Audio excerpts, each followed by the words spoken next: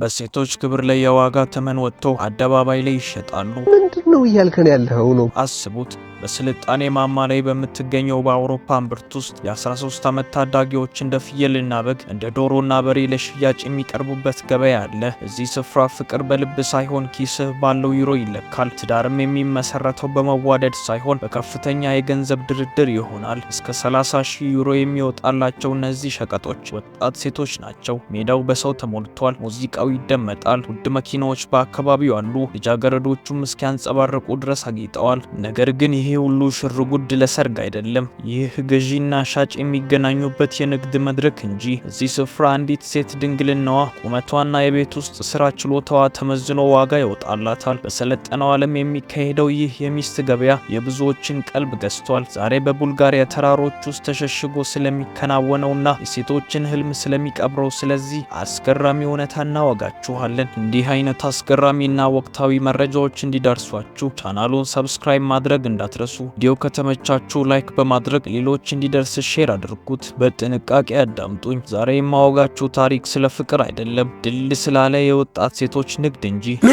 በዚህ ዓለም ላይ ስልጣኔና ኋላ ቀርነት በአንድ ሲገናኙ ማየት ብዙም ብርቅ አይደለም። ነገር ግን በ21ኛው ክፍለ ዘመን የሰብአዊ መብት ተሟጋች በሆነችው በአውሮፓ እምብርት ውስጥ ሴቶች ልክ እንደ ሸቀጥ ለሽያጭ የሚቀርቡበት ስፍራ አለ ብንላችሁ ታምናላችሁ? ዛሬ የምንወስዳችሁ ወደ አንዲት አውሮፓዊት ሀገር ሜዳ ነው። እዚህ ስፍራ ገበያው የእንዝርት ወይም የቁሳቁስ አይደለም። እዚህ ዋጋ የሚወጣላቸው እንደ ሸቀጥም የሚደረድሯቸው ሕያው ነፍስ ያሏቸው ወጣት ሴቶች ናቸው። ምንድነው እያልከን ያለው ነው? አዎ ይህን ስትሰሙ እንዲቻላል እንዴ ብላችሁ ትሉ ይሆናል። እንዲቻላል እንዴ? ነገር ግን በዚች ምድር ላይ ያልተሰማ እንጂ ያልተደረገ የለም የምንል እኛ ዛሬ በቡልጋሪያ ምድር ከ13 እስከ 30 ዓመት ዕድሜ ያላቸው ልጃገረዶች ልክ እንደ ፍየልና በግ እንደ ዶሮና በሬ ገበያ ቆመው በገዢዎች አይን የሚፈተሹበትን ሰብአዊነት የረከሰበትን አስደንጋጭና እውነተኛ ታሪክ ይዘንላችሁ መጥተናል። ቆዩ ሚስትህ ድንግል ካልሆነች ትመልሳታለህ? ይህ ጥያቄ ለእናንተ እብደት ሊመስል ይችላል። በቡልጋሪያ ካልዳዚ ለሚባሉ ሰዎች ግን የንግድ ህጋቸው ነው። ሴትን ልጅ እንደ ሸቀጥ ገዝተ ቤት ትወስዳታለህ። በማግስቱ ጠዋት ድንግል እንዳልሆነች ካወቅ ልክ እንደ ተበላሸ ማሽን ለአባቷ መልሰ የከፈልከውን 30,000 ዩሮ ትቀበላለህ። ይህ ታሪክ የሚጀምረው በቡልጋሪያ በባልካን ተራራማ አካባቢዎች ነው። እዚህ ስፍራ ካልዳዚ የሚባሉ የሮም ጂፕሲ ማህበረሰቦች ይኖራሉ።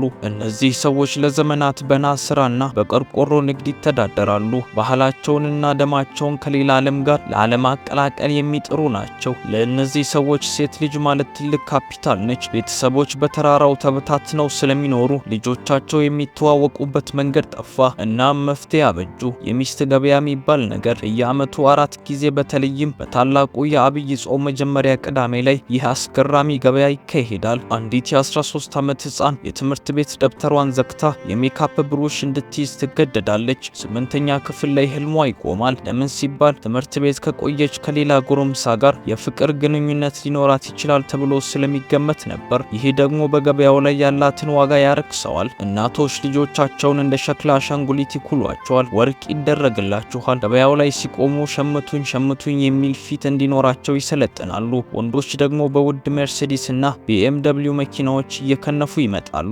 እዚህ ሜዳ ላይ ፍቅር የለም ጨረታ እንጂ። ገዢ ይመጣል። ልጅቷን ልክ እንደ ዶሮ አገላብጦ ያያታል። ጥርሷን፣ ቁመቷን ይመለከታል። ድንግልናዋን ይጠይቃል። አባቷ ጅንን ብሎ ዋጋ ይጠራል። 30,000 ዩሮ ክፍልና ውሰድ እያለ ይደራደራል። ይህንን ባህል የሚከተሉት በቡልጋሪያ የሚኖሩት የካልዳዚ ማህበረሰቦች ናቸው። እነዚህ ሰዎች ከሌሎች የሮማ ወይም የጂፕሲ ማህበረሰቦች የተለዩ ናቸው። ስማቸው ራሱ የመጣው ከጥንታዊ የቆርቆሮና የናስ ስራ ንግዳቸው ጋር በተያያዘ ነው። ለዘመናት እነዚህ ሰዎች በየመንደሩ እየተዘዋወሩ የናስ ድስቶችን፣ ምጣዶችንና የግብርና መሳሪያዎችን በመስራትና በማደስ ይተዳደራሉ። ነገር ግን ከሀብታቸውና ከሙያቸው በላይ የሚሳሱለት አንድ ትልቅ ነገር አለ። እሱም ዘራቸው ሲሆን በካልዳዚ ሽማግሌዎች እይታ ከሌላ ማህበረሰብ ጋር መቀላቀል ማለት እንደ ውድቀት ተደርጎ ይቆጠራል። እንደዚህ አንዲት የካልዳዚ ሴት ከሌላ ጎሳ ወንድ ጋር ብትጋባ የዘመናት ባህላቸውና ከሁሉም በላይ ደግሞ በገንዘብ ላይ የተመሰረተው የሚስት ገበያ ይፈርሳል ተብሎ ይታመናል። ለዚህም ነው ኢንዶጋሚ የተባለውን በጎሳ ውስጥ ብቻ የመጋባትን ህግ እንደ ብረት የጠነከረ አድርገው የሚከተሉት። ታዲያ እነዚህ ጎሳ ጎሳዎች በባልካን ተራራማ አካባቢዎች ተበታትነው ስለሚኖሩ ልጆች የሚገናኙበትና የሚተዋወቁበት አደባባይ አልነበራቸውም። ይህንን ክፍተት ለመሙላት ሲባል ነበር እንግዲህ የሚስት ገበያ የሚባለው አስገራሚ ነገር የተፈጠረው። ለአንዲት የካልዳዚ ሴት ልጅ ይህ ገበያ የህይወቷ ትልቁና ወሳኙ መድረክ ነው። ዝግጅቱ ደግሞ ገበያው ከመድረሱ ጥቂት ቀናት በፊት የሚጀምር አይደለም፣ ይልቁንም ዓመታትን የሚፈጅ ከፍተኛ ልምምድ እንጂ። እናቶችና አያቶች ለልጃገረዶች እንደ ፋሽን ባለሙያ ናቸው። እንዴት መራመድ እንዳለባቸው፣ እንዴት መሳቅ እንደሚገባቸውና ከሁሉም በላይ ደግሞ የወንድን አይን ለመሳብ ምን አይነት ትህትና ማሳየት እንዳለባቸው ቀንና ሌሊት ያስተምሯቸዋል። ልጃገረዶቹ ነጭ በረዶ እስኪመስሉ ድረስ ይታጠቡና ይኳኳላሉ። ወርቃማ፣ ሮዝና ነጭ ቀለሞች በገበያው ሜዳ ላይ ጎልተው ይታያሉ። እነዚህ ቀለሞች ዝም ብለው የተመረጡ አይደሉም። የንጽህና፣ የሀብትና የጥሩ ሸቀጥ መገለጫዎች ናቸው። በሌላ በኩል ደግሞ ወንዶች አቅማቸውን ለማሳየት ይዘጋጃሉ። ድሮ አባቶቻቸው በፈረስ ይመጡ ነበር።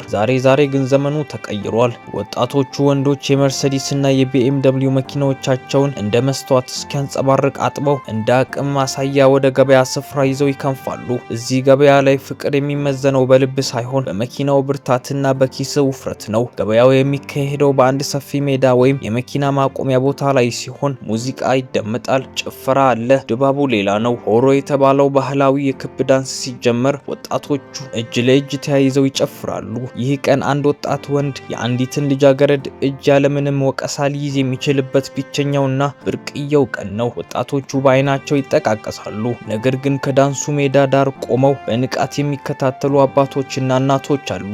ልጆቻቸው ሲጨፍሩ እነሱ ጥናታቸውን ያካሂዳሉ። እናቶች የወንዱን ቁመናና ብርታት ሲያጠኑ፣ አባቶች ደግሞ የወንዱን ቤተሰብ ሀብትና ዝና ያጣራሉ። አንድ አባት ልጁ ከአንድ ወጣት ጋር ሲጨፍር ካየ ወዲያውኑ ስለ ወጣቱ አባት መጠየቅ ይጀምራሉ።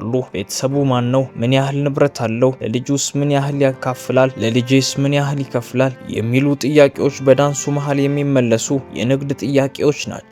እንግዲህ ትልቁና አስደንጋጩ ምዕራፍ እዚህ ጋር ይጀምራል። የትዳር ፍንጭ ሲታይ የገበያው ድባብ ከዳንስ ወደ ከፍተኛ የፋይናንስ ድርድር መድረክነት ይቀየራል። የልጃገረዶቹ ዋጋ እንደየሁኔታቸው ይለያያል። በአሁኑ ገበያ መሰረት አማካይ የሚስት መግዣ ዋጋ ከ5000 እስከ 10000 ዩሮ ይደርሳል። ነገር ግን ልጅቷ ልዩ የምትባል ከሆነ ዋጋዋ እስከ 30000 ዩሮ ማለትም ከ2 ሚሊዮን ብር በላይ ሊሰቀል ይችላል። በእርግጥ ይህንን ዋጋ የሚወስነው ምንድነው? አንደኛውና ዋነኛው የሴቷ ድንግልና ነው። ካልዳዚዎች ሕግ ልጃገረዷ ድንግልና የቤተሰቡ ክብር ማህተም ተደርጎ ይቆጠራል። ድንግል ከሆነች ከፍተኛ ዋጋ ይከፈልባታል። ድንግል ካልሆነች ደግሞ ዋጋዋ በከፍተኛ ሁኔታ ይቀንሳል። አልፎ ተርፎም ድርድሩ ሙሉ በሙሉ ሊሰረዝ ይችላል። እዚህ ላይ ነው እንግዲህ ነገሩ የሚከፋው። አንድ ወንድ ሚስቱን ገዝቶ ወደ ቤቱም ከወሰደ በኋላ ልጅቷ ድንግል እንዳልሆነች ካወቀ በማግስቱ ጠዋት ወደ አባቷ የመመለስና የከፈለውን ገንዘብ ሙሉ በሙሉ የማስመለስ መብት አለው። አስቡት፣ የሰው ልጅ ክብር እንደተበላሸ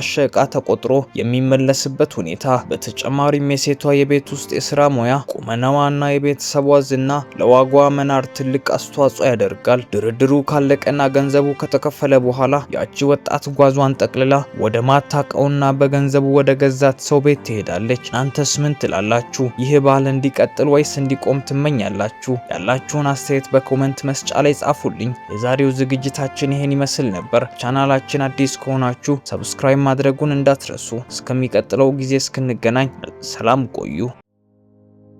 ክቡራን አድማጭ ተመልካቾቻችን ለቻናላችን አዲስ ከሆናችሁ ሰብስክራይብ እና ላይክ በማድረግ ዓለም ላይ የተከሰቱ መሳይ ታሪኮችን፣ ወቅታዊ ጉዳዮችንና የታላላቅ ግለሰቦች ታሪኮችን የሚያገኙ ይሆናል።